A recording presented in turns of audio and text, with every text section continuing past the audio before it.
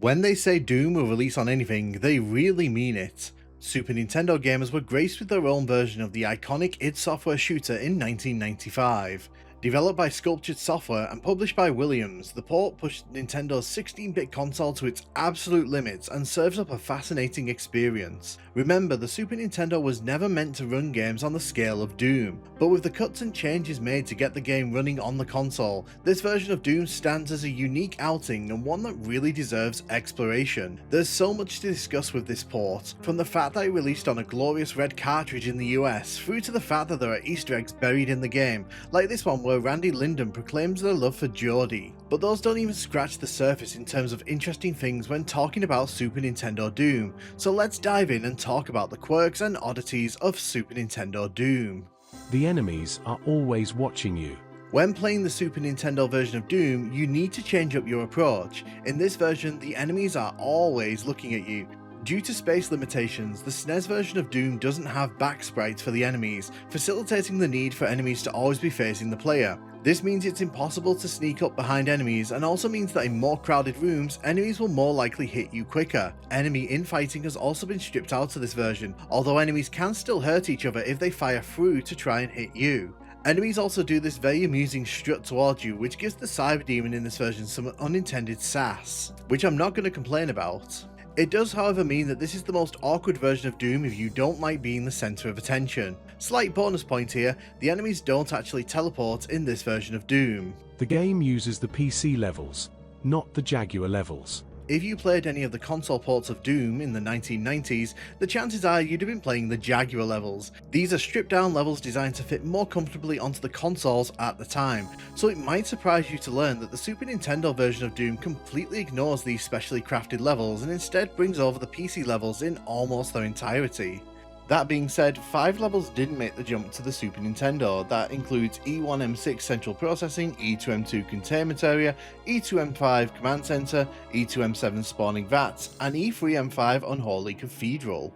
It also means this version of Doom gets both the Cyber Demon and Spider Mastermind as enemies, something that almost all of the other Jaguar-based console ports don't get. It's very bold of the game to go down this route, as the SNES was already clutching for performance when trying to run Doom. One can only imagine that the use of the simpler levels might have helped with the performance in some way. It means that until the Xbox port of classic Doom was released alongside Doom 3, SNES Doom was the most PC accurate in terms of level experience. The game has an online multiplayer mode. Believe it or not, SNES Doom has a fully operational multiplayer mode, and one that even goes online. It's delivered through the long-defunct X-Band network, which allows players to connect via phone lines to play against each other in one-on-one deathmatches. Players can choose from the whole selection of maps, and let's be honest, this is pretty awesome.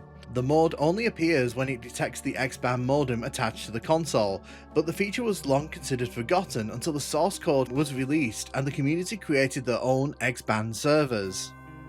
So what is the multiplayer like on Super Nintendo? The player animations are fixed to the firing animations at all time, and performance can be best described as awkward. And while the level music does play, there are no sounds from the game or the weapons used in the game. I guess I got that one wrong in the Xbox 360 Quirks video. The game blocks off episodes on easier difficulties in the US and EU. Doom has always let players customize the difficulty of the game experience. Every time you enter a new game, you're allowed to choose from 5 difficulty levels, and that's really cool. But for US and EU players of SNES Doom, opting for the lower difficulty levels leads to a very peculiar situation where the game actively blocks off some of the game's episodes. If you opt for Hurt Me Plenty, your Doom experience will end once you've beaten the Cyber Demon, meaning you don't get to play any of the Inferno chapter. Should you choose either of the lower difficulties, the only Doom you'll be playing is Knee Deep in the Dead. I tested this out for myself by playing through I'm Too Young to Die on Knee Deep in the Dead, and guess what? It kicked me right back to the main menu. To add to the chaos of this is completely removed in the Japanese version of SNES Doom, where players can choose any difficulty and get all the levels and episodes available to them. Why was this a thing? Who knows, but it does bring urgency to the phrase "get good" if you really want to say you've completed Super Nintendo Doom. The weapons are kind of weird. Doom's roster of weapons are iconic, and they all make their way to the Super Nintendo version of Doom, albeit with some modifications along the way. The shotgun no longer has a spread shot, instead having one hit point, which turns it into something of a sniper rifle from long range. The rocket launcher shoots notably slower, but also delivers much more damage. The Cyber Demon is also no longer immune from rocket splash damage, technically meaning you can defeat it by using its own rockets against it, if you can make that work for you. The plasma rifle also shoots much slower, but also does way more damage than its PC counterpart, making boss battles hilariously easy. The BFG is probably the most interesting weapon to make use of. It still does similar damage spread to the PC BFG, but it shoots what appears to be a Baron of Hell fireball. Perhaps the most interesting thing is that this gun is usable even if you don't have 40 cells. You can make use of it when the ammo count is beneath the 40 threshold, giving you an extra BFG shot when you need it most. The game uses a custom engine. Squeezing the first Doom game to a SNES ROM wasn't the easiest task, but it's not just the space that created issues for the team developing this. The engine that powered Doom simply wasn't optimized for SNES hardware, so it makes use of its own proprietary engine called the Reality or Rage engine. This was developed by Randy Linden, who worked on the port as a side project, extracting resources from the PC iWAD and managing to bring together a prototype that he took to Sculptured Software, who in turn took it to id Software seeking a retail release. In the years since, Randy has released the source code for the engine to GitHub, and people have explored the intricacies and quirks that came along with that. To Randy, I say thank you for making all of this possible. No saving and no passwords. Unlike other console ports of Doom, the Super Nintendo version doesn't have any kind of password or save system.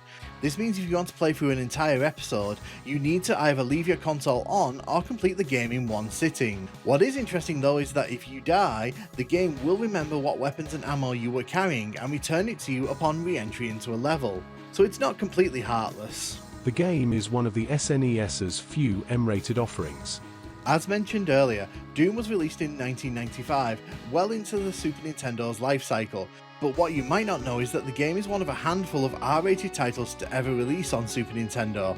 Doom Troopers and some Mortal Kombat games beat Doom to the honour of being the first M-rated games released on the console by a few months, but these games received that label after their initial releases. Doom on SNES was the first game to release with the ESRB-M on the box, with the board citing animated blood, gore and animated violence. Despite this, the port is remarkably uncensored compared to other games that were released on Super Nintendo. The only notable absences are the removal of blood splatter from enemies, but it has been stated in interviews that this was a space-saving initiative. SNES gamers actually ended up with a port much closer to the PC version than other console releases at the time, and that's pretty interesting. Beyond all these, there are plenty of smaller quirks that can be discussed. The sounds in the game are pretty good and the music renditions are well liked by the community, however the sounds in the game are prone to lagging. I could also mention the fact that small changes are made to various levels to reduce the number of textures, as well as removing teleporters for enemies, because they can't do that in this version. Circle strafing is out completely, but strafing is still possible, even if the enemies are always facing you. You'll also have noticed in this video that the floors and roofs are one solid colour. This is a compromise to reduce the load on the console's hardware, but outdoor areas still have sky textures, although in Inferno these are the wrong sky texture. Doom on Super Nintendo may have had performance issues and be one of the hardest versions of Doom to control, but it's still impressive that this arrived at all. With an official remaster of this version releasing sometime in the future, maybe I could do a Quirks video for that when it finally touches down. But let me know in the comments if you've ever played this version of Doom and what quirks you find the most fascinating.